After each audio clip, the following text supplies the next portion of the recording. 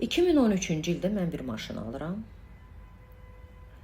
Və o vaxtdan mən tövbəliyəm ki, mən bir də bu ölkədə heç bir zaman nə kreditə, nə ipotekaya heç nə götürməyəcəm. Pulum var, nəğdə alıram. Pulum yoxdur, toplayıram, alıram və banklar da zəng eləyəndə acılayıram birbaşa. Mən maşın alıram və 2 aydan sonra müəyyən səbəbdən satmalı oluram. Beynəlxalq bankda kreditdə olan maşını bir xanıma satıram və Beynəlxalq bankın əməkdaşı məni aldadır. Ümumiyyətlə sən demə başqa bir sənədlərə imza attırır və mənim adımdan heç çıxmır maşın. 7-8 ildən sonra mən o vaxt Suraxanı rayon qeydiyyatındaydım. Mənə məktub gəlir, dalıca da zənglər gəlir. Biz gəlirik sizin evinizə, evinizdəki əşyaları müsadirə etməyə. Niyə? Bəs maşın kreditdə siz onu ödəməmisiniz, 13.000 manat borcunuz var. Maşın isə sən demə artıq 5-ci adama satılıb. Mən ümumiyyətlə heç nədən xəbərim yox ki 5 nəfərə satılıb. Uzun sözün qısası, 5-ci adam Binəqədi rayon sakini Asif adında Gürcüstanlı bir vətəndaş olur. Mən Binəqədi rayonuna polis idarəsinə müraciət edirəm və məlum olur ki, ümumiyyətlə bu Asif afyorun biridir və belə işlərlə məşğuldur.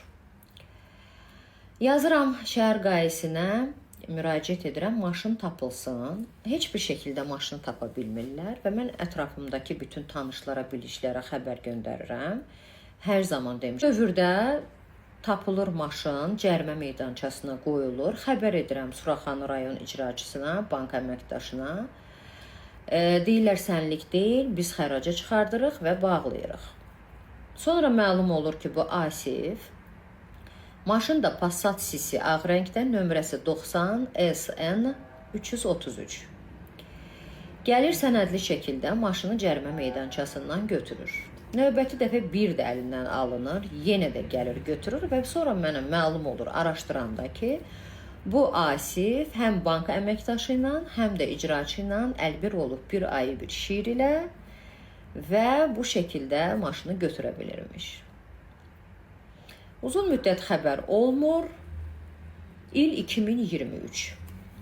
Məsələ keçir Xətai rayon məhkəməsinin icraçısına. İcraçılar da tez-tez dəyişdiyinə görə hər yeni gələn icraçı hər dəfə məni narahat edir.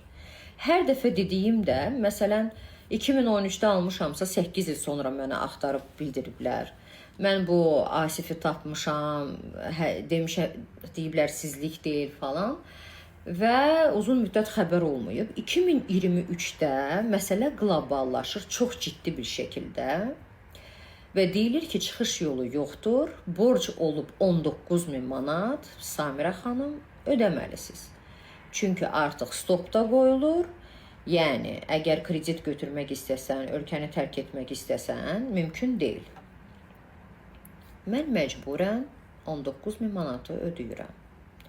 2023-cü ildə Beynəlxalq Bank problemli şöbə mənə bir arayışlar verir. Gedirəm Respublikanski qayiyə, Suraxanı rayon məhkəməsinə, Xətai rayon məhkəməsinə bu arayışları təqdim edirəm. İl 2026. Hazırda idarə elədiyim avtomobilə həbs qoyulub. Gedirəm bugün Xətai rayon icraçı.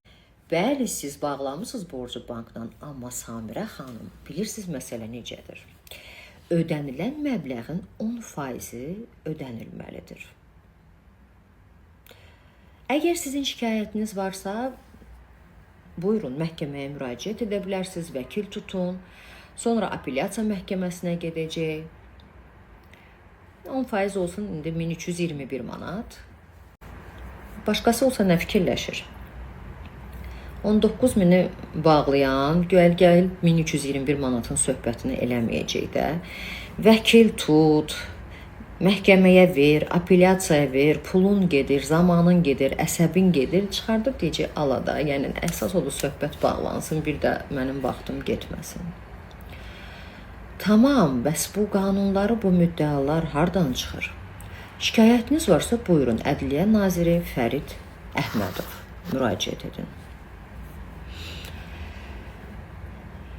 Yaxşı.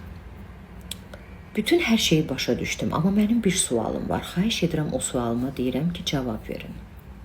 13 il ərzində siz nəyin icraatını aparırsınız?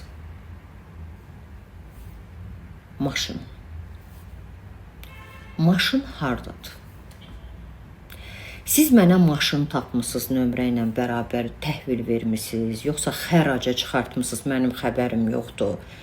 Çıxardın, tapın, 1321 yox, lap 2321 manat mən sizə verim, problem deyil.